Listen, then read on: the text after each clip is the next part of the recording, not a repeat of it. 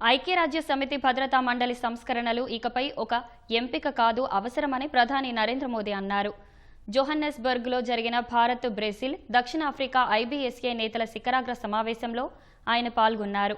ప్రపంచం విచ్ఛిన్నమై విభజనలతో కనిపిస్తున్న ఈ సమయంలో ఐక్యత, సహకారం, మానవత్వం అనే సందేశాన్ని ఐబీఎస్ఏ అందించగలదని మోదీ చెప్పారు.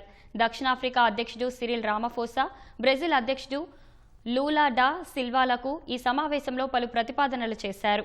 భారత్, బ్రెజిల్, దక్షిణాఫ్రికా దేశాల మధ్య భద్రతా సహకారాన్ని బలోపేతం చేయడానికి ఎన్ఎస్ఏ స్థాయి సమావేశాన్ని సంస్థాగితి మోదీ ప్రతిపాదించారు.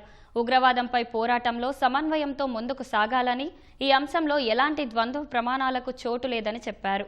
మానవ కేంద్రీకృత అభివృద్ధిలో సాంకేతికతకు కీలక పాత్ర ఉందని ప్రధాని అన్నారు. 3 దేశాల మధ్య యూపీఐ, కోవిన్ వంటి సాంకేతిక చొరవలను పంచుకోవడానికి వీలుగా ఐబీఎస్ఏ డిజిటల్ ఇన్నోవేషన్ అలయన్స్ను ఏర్పాటు చేయాలని ప్రధాని ప్రతిపాదించారు.